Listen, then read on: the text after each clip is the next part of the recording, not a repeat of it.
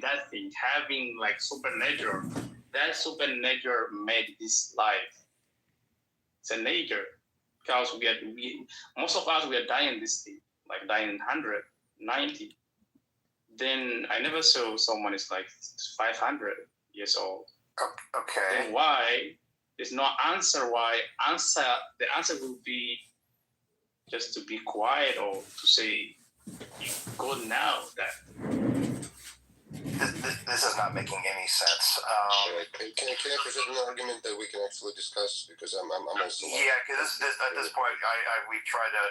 We are doing good up to this point. This last whatever we're trying to talk about is just not making any sense. Yeah, we should move. Well, I think with this the language barrier, I think things got. It could be that. It could be that. I think he probably has something to say. It's just we're struggling a bit. Sorry, man. All right. So my argument. Hi, Bill. Happy Thanksgiving. Right. I thought you went to sleep while Noah was talking. Yeah, but it's great to hear your voice. Right. So the argument I want to present is not strictly about God. That is not because I don't know what God is. I mean, it's not really the word I'm familiar with. I'm more familiar with Hebrew scriptures, and God is not there, obviously. So my argument is about that. The conclusion that I'm leading to in my argument is that there is no physical necessary reality, and maybe you could agree with it, like a priori, and you would tell me, yeah, there is no physical necessary reality, and that's fine. Like it doesn't prove God, but that's fine. There is no physical necessary reality. And I don't agree with that, but please continue. Okay, so I'll try to think it in a logical way. So with premises, right? So the first premise that we have is that physics requires like the mathematical models that we use in physics for predictions require mathematical infinities. You would agree with that? That's premise one. Right? I agree that physics requires studies where the results are repeatably the same. No, that's not what I said.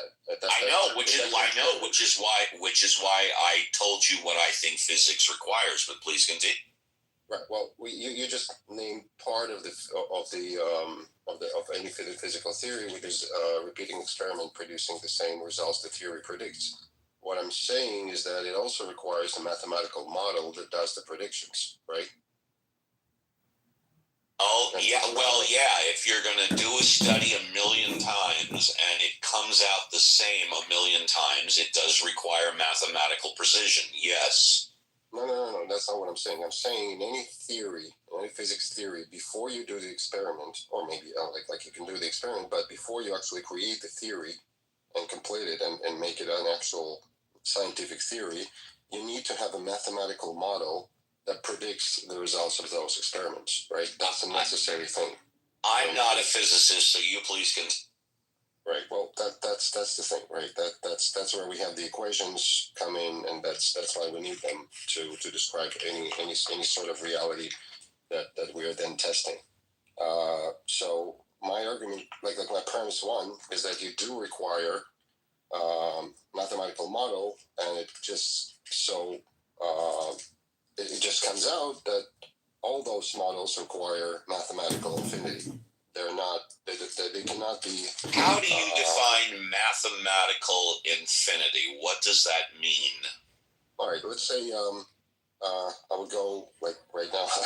I'm tempted to go into physics. I'm not I'm homegrown physicist. I'm not really a physicist. Like I'm not really a scientist. But like there are things like a wave function. And the field of probabilities is infinite. Oh, okay. That and again, I apologize for interrupting you, but I can describe simple physics with third grade math, first grade math. If I have an apple in one hand and an apple in the other, and I put them both together in one hand, I now have two apples. Physics tell us this, and you can do that with first grade math. You don't need all the other stuff. Please continue. Yeah, but I mean, at the present moment, we do have like theories of like special relativity and quantum mechanics, which require all the stuff that you're talking about that is clearly out of my wheelhouse. Yeah, go. But what I'm saying is that this is just a fact, right? That we do require mathematical infinity. It just appears there, and we cannot work without it. We cannot work around it. We have to use it. We have to use Hilbert space, like space with infinite dimensions. We have to use those things in order to predict, like the experiments that work with the basic stuff, like the waves, right? Photons. For now, I'm assuming everything you're saying is absolutely correct. Sure. Okay. Now, second premise is that this infinity, this thing that we call infinity, does not exist in a real world, in a natural world. We cannot observe it anywhere, just by definition, actually, because we cannot measure infinity. So anything that we can measure is finite. By definition, it's not infinite, right? So we do see this discrepancy. It's not really a discrepancy because we attribute like mathematics and the world of ideas as not something natural. It's something maybe metaphysical or something like the Platonistic worlds, right? And we do understand that our universe is measured in finite. It's discrete, right? It's we have the Planck length. We have like the finite amount of energy. Beautiful. And this is the reality that we live in. Okay, so we have those two concepts. On the other hand, on one hand, we have something that is non-physical, non-natural, and necessary, which is the mathematical infinity. On the other hand, we have our world, which does not, cannot simply include that. And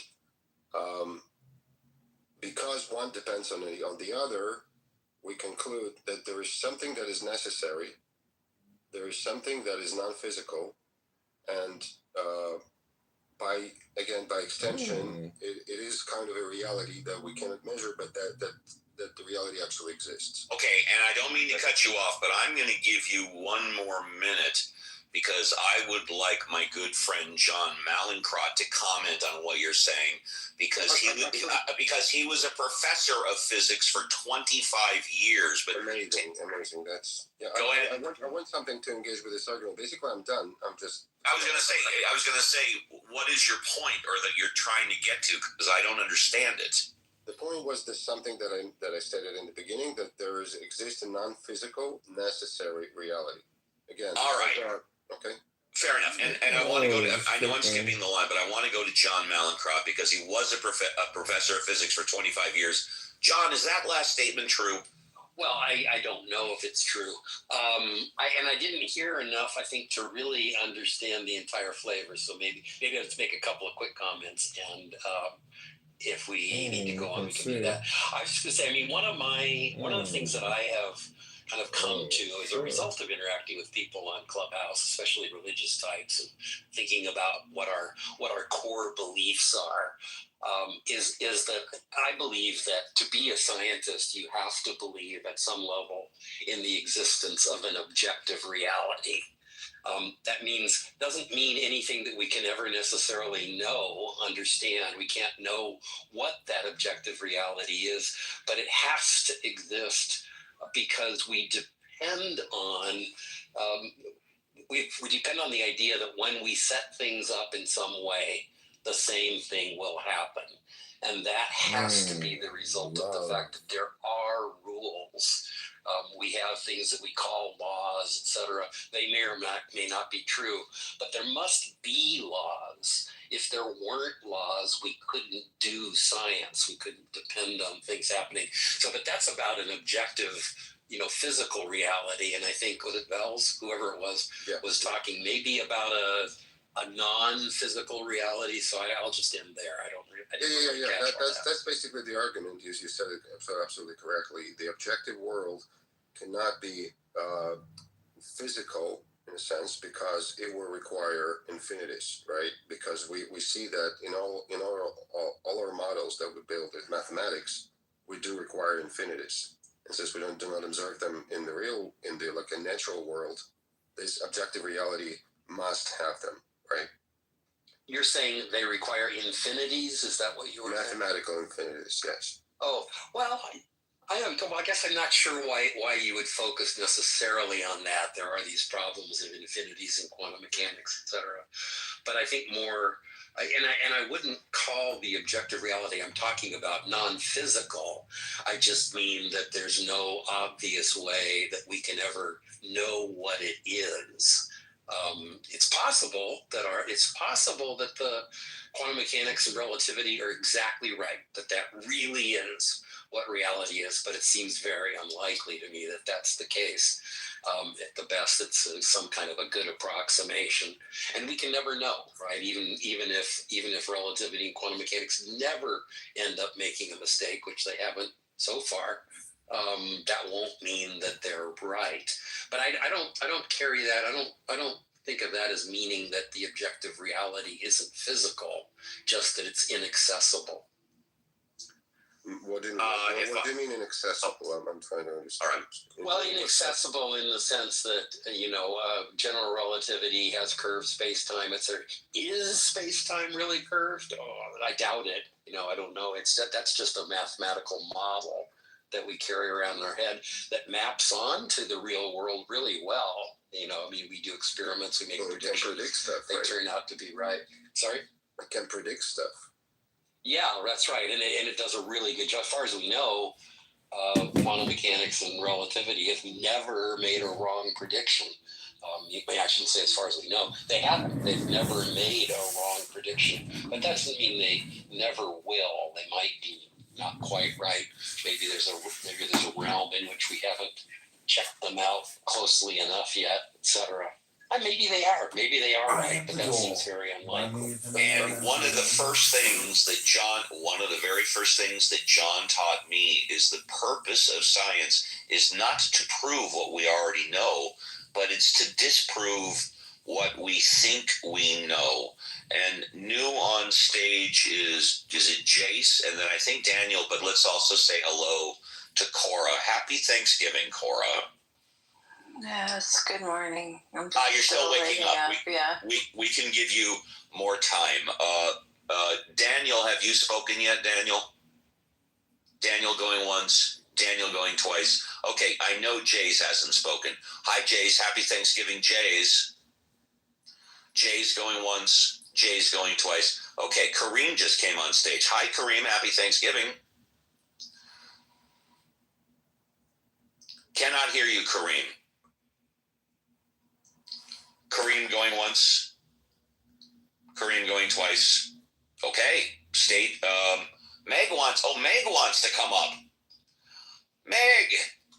Well, Kareem, you might want to back all the way out and come back in.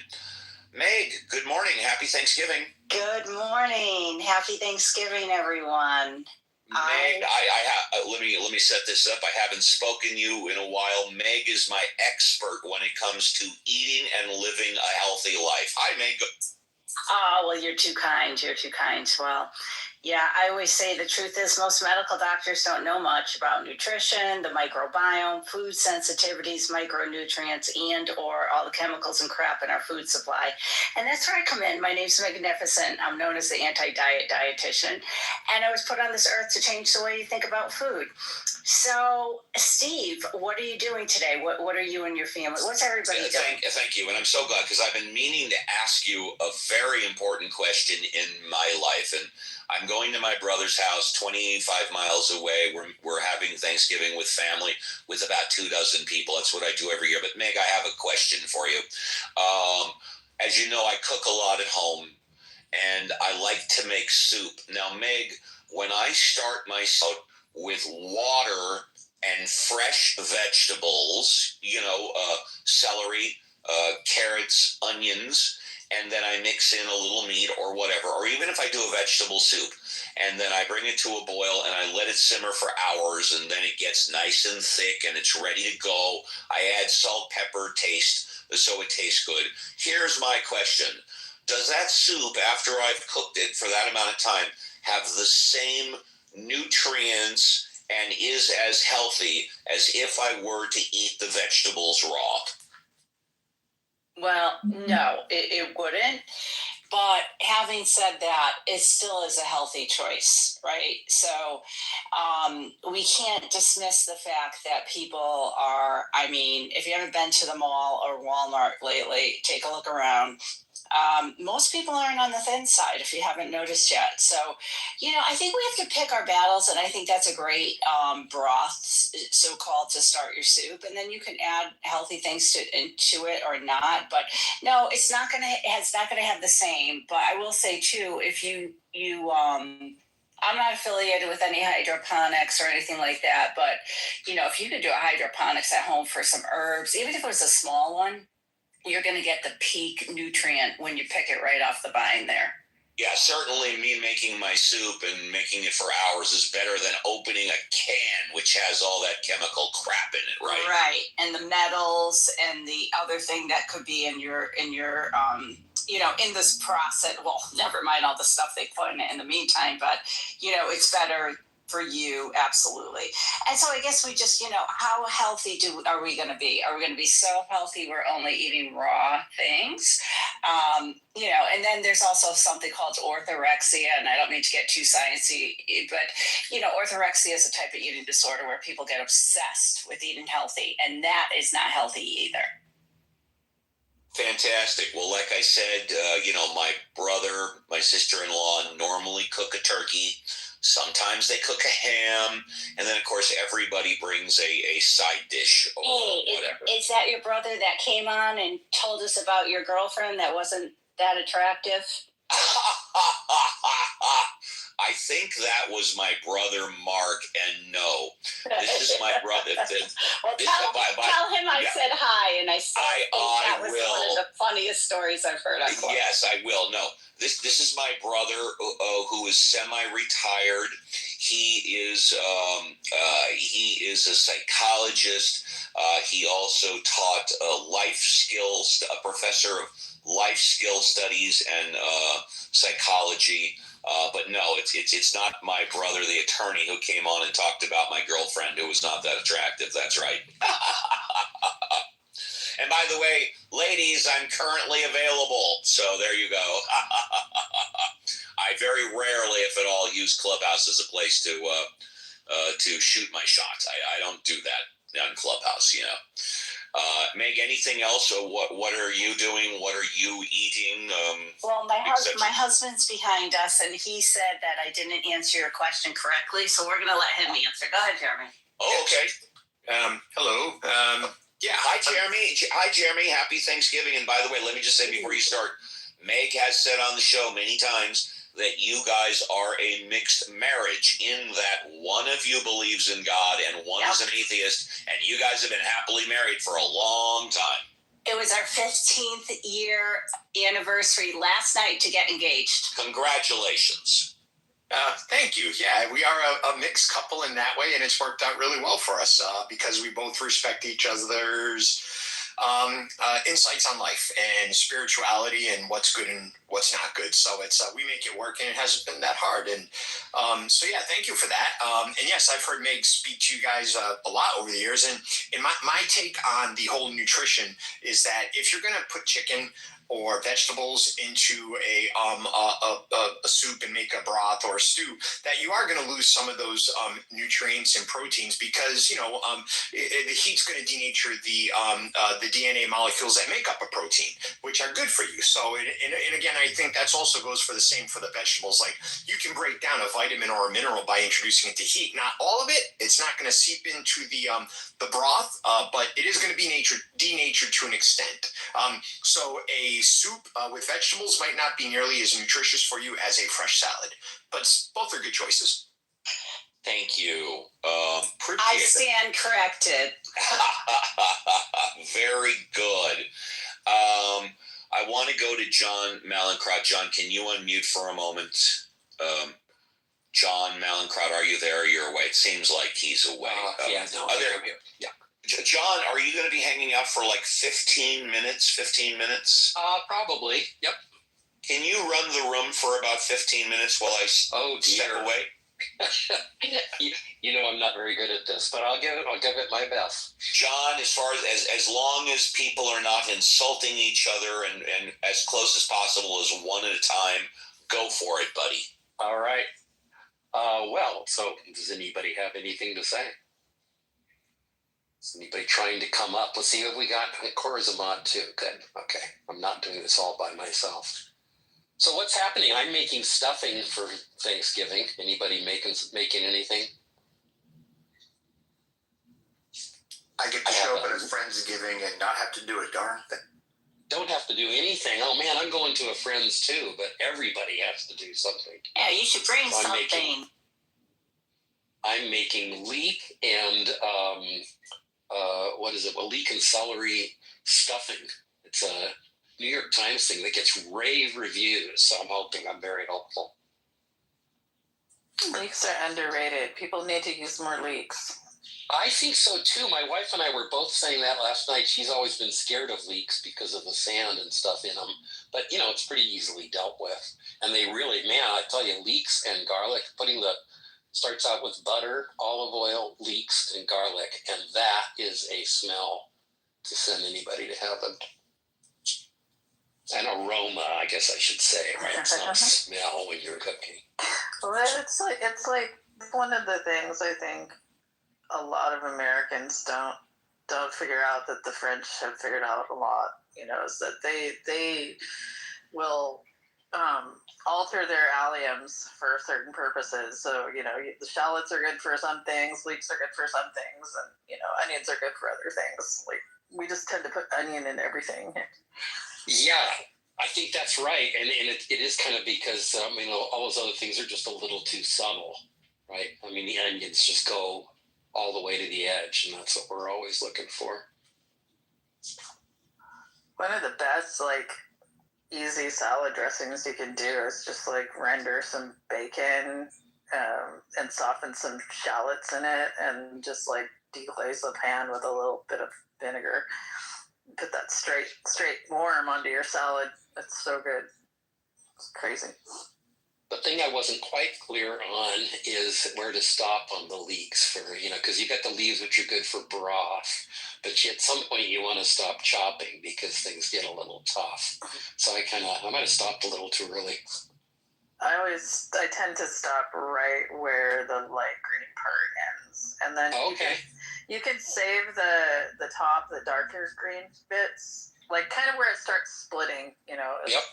Well, that's what I did. I just thought maybe I stopped too early. And you can save the tops for like stock and stuff, but I usually,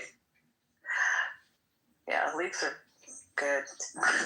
Now I'm like thinking, I want leeks now, because like one of the cool things you can do is like just like make a leek gratin where you just like kind of like put them in like 1.5 to 2-inch pieces and like stand them up like little soldiers in a gratin casserole, and then just throw some cheese and cream on there and roast them. It's just like, oh my god, it's so good.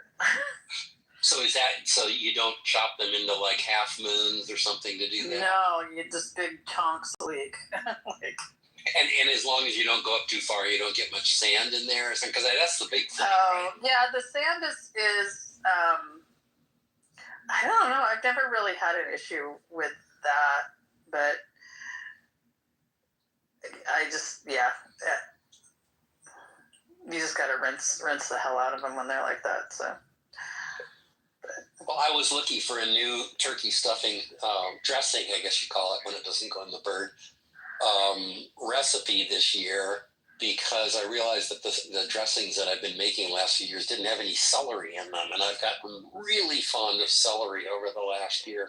That's the best part of the dressing. It is. I mean, I can't believe I've never done it. Yeah, that's my favorite part.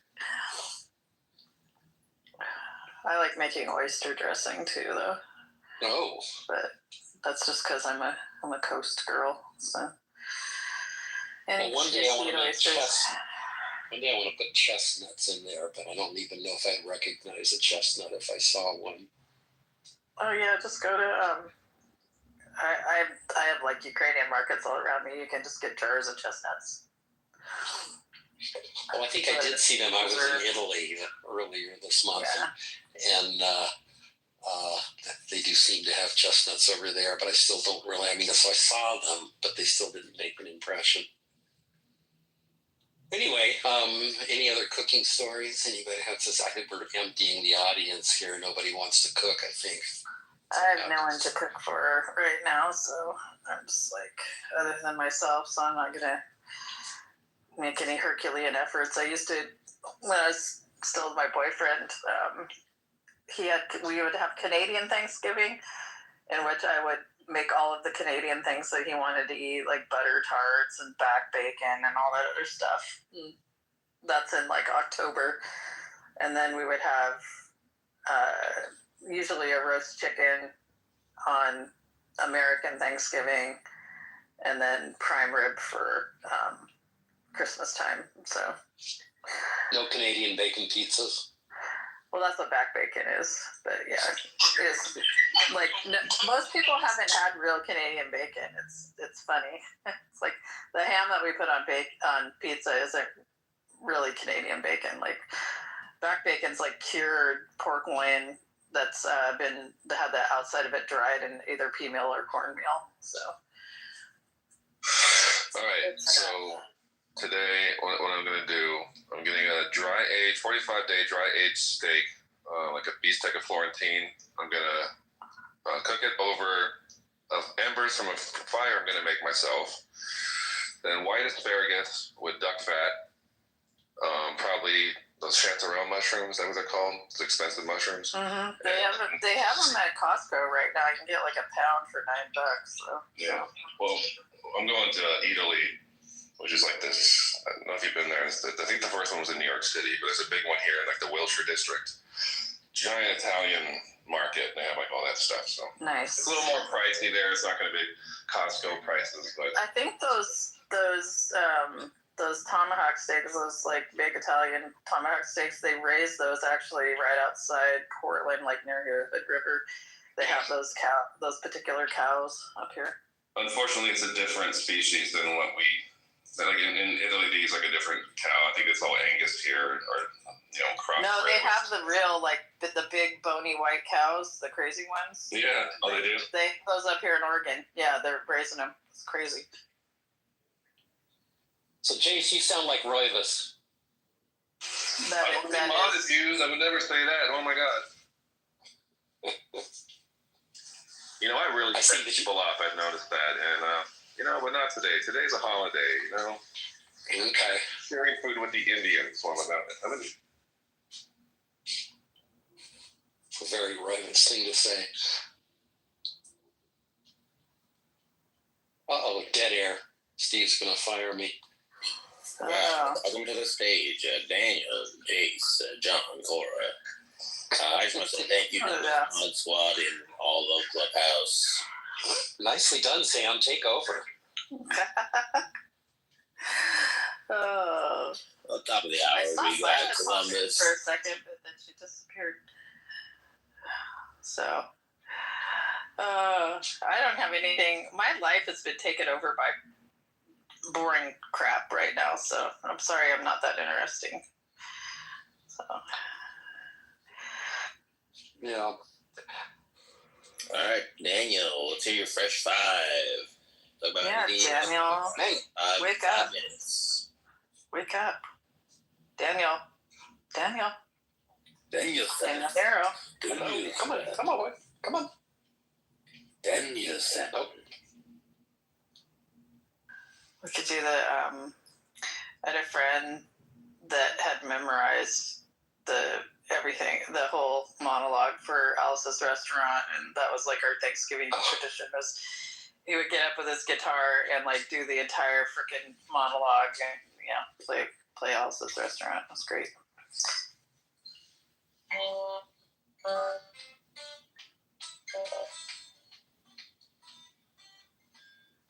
I used to do it.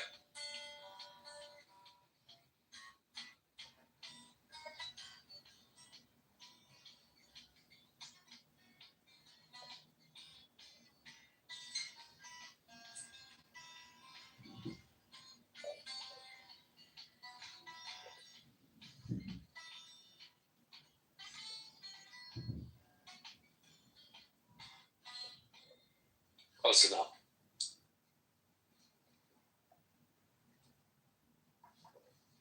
I think every Thanksgiving a moment in it where someone stands up and says, I want to kill. Over there on the Group W bench. Oh my goodness. I don't want a pickle, just want to ride my motorcycle.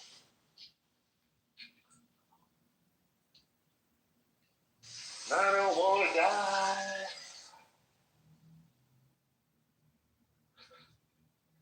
So we have a young friend staying with us who was just professing her love of the Stray Kids. Anybody know the Stray Kids? I don't know them, but I'm gonna have to. It's apparently a K-pop group. Oh wow! And she's quite a good musician singer. So I'm tempted to think there may be some reason to look into them.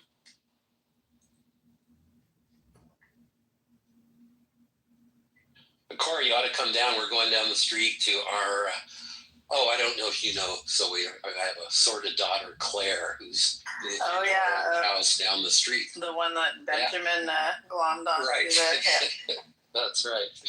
And she and her husband throw amazing parties. So we're going down. I think they got 20 people coming over for Thanksgiving. That's why everybody has to add in. They've been. I think they've just gotten their kitchen remodeled as of hopefully finished yesterday. Because it's a relatively tiny little place, and they just they do amazing foodie kinds of things. Yeah, we have to make the rounds this summer with to the stage. Hey Andrew, guess what you got for us today? Got a fresh five. Yeah, Andrika's take it away. I'm gonna have to make the rounds to all the pool parties this summer with my new boobs. Sorry guys, jump in the shower. I'll be back. Will they be bigger? Oh God, no! Please no.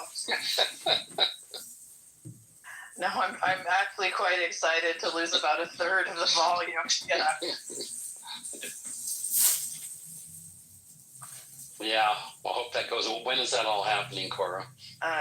Sometime in December. I don't know. I'm not on the schedule yet, but it has to happen before the end of the year. I just got. They took my biopsy and genetically sequenced the cancer cells and came back with a result that says I don't have to have chemo before surgery. So now I'm getting surgery before the end of the year. So yay. Cool. Yeah. I hope that all goes well. Here goes Steve. And the restaurant. But Alice's Restaurant is not the name of the restaurant, that's just the name of the song. That's why I call the song Alice's Restaurant.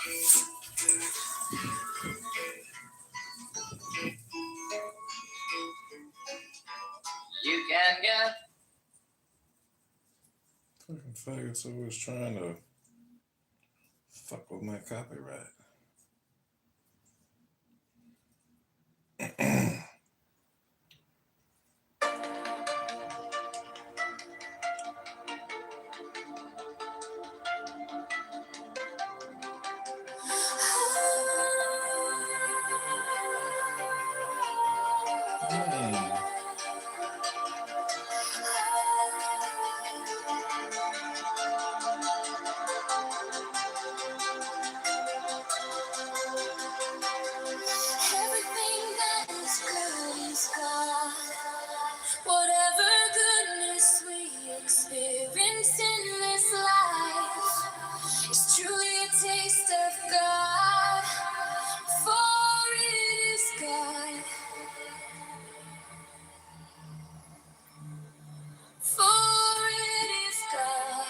Not to be on 2K for the day either. You need to leave that game alone.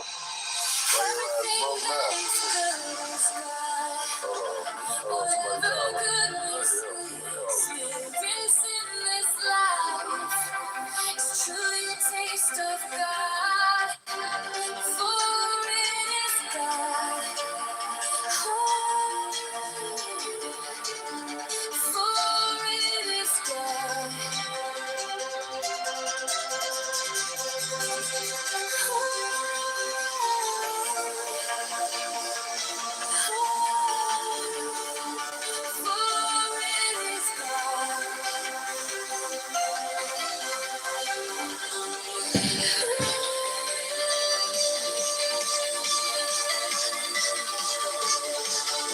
Time to turn up the volume.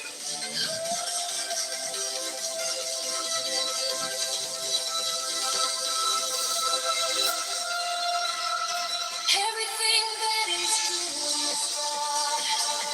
Whatever goodness we experience in this life, truly a taste of God.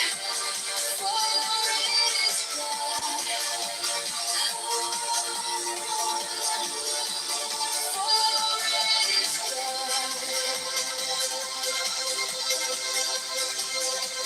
Everything that is good is God.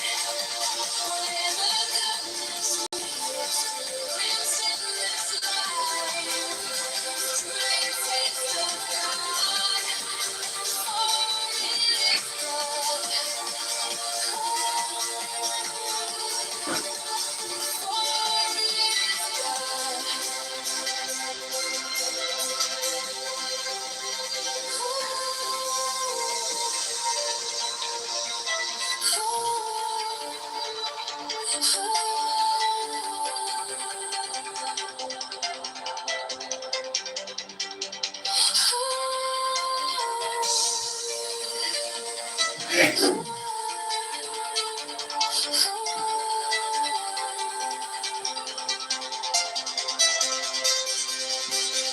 Everything that is good is God. Whatever goodness we experience in this life is truly a taste of God. For it is God.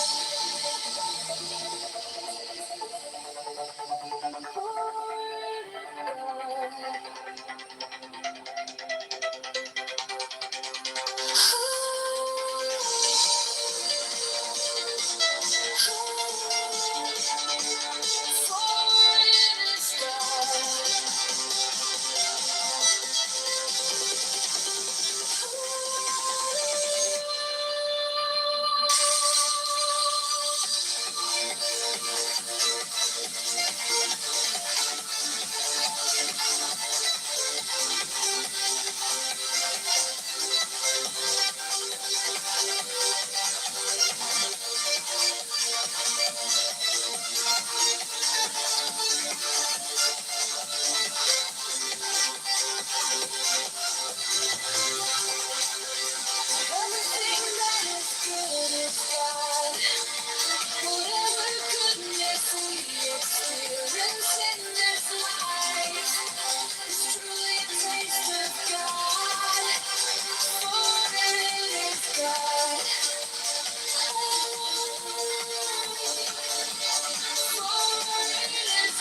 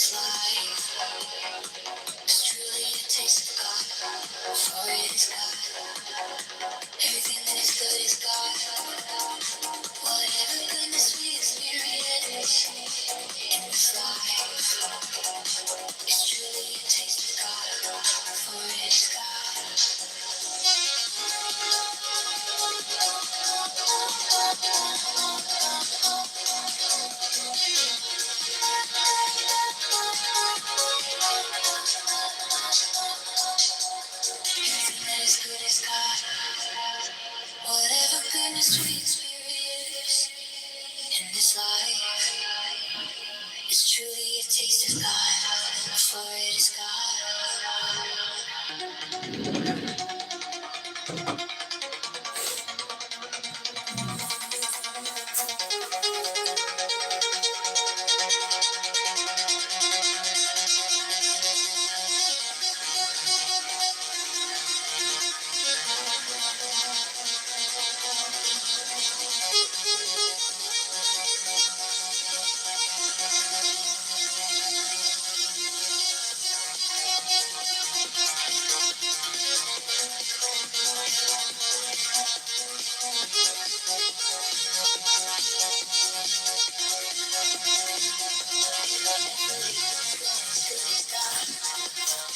whatever goodness we experience in this life is truly a taste of God, for it is God.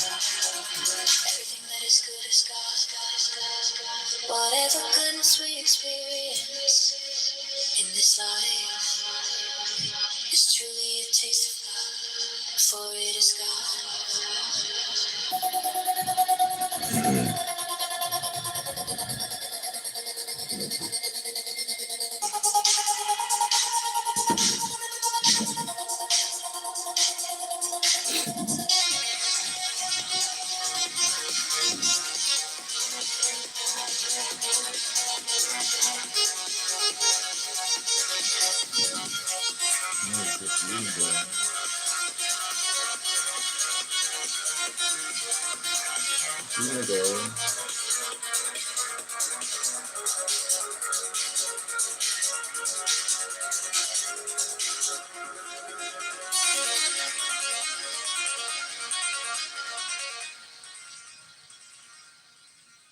He died not for men, but for each man.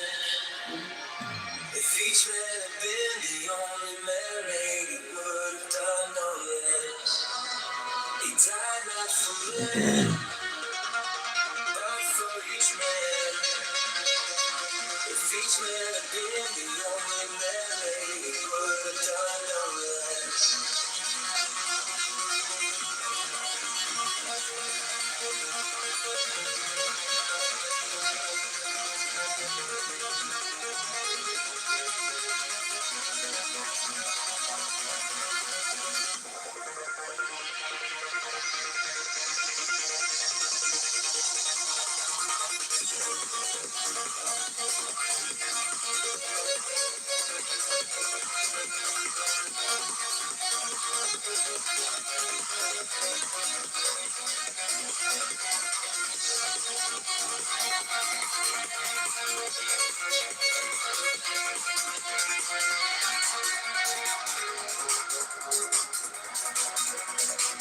He died not for men,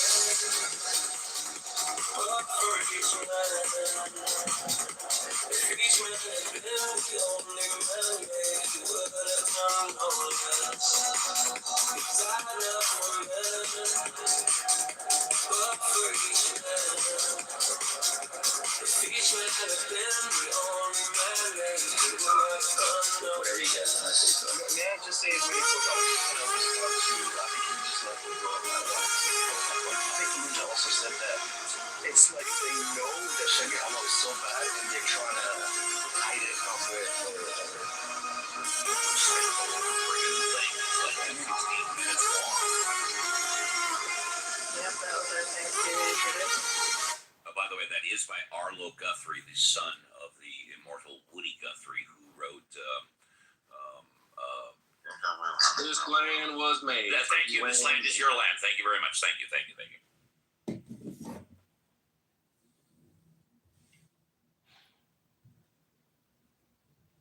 He wrote the whole Columbia River songbook too, and was living out of an apartment about a half a mile from my house, down by the river.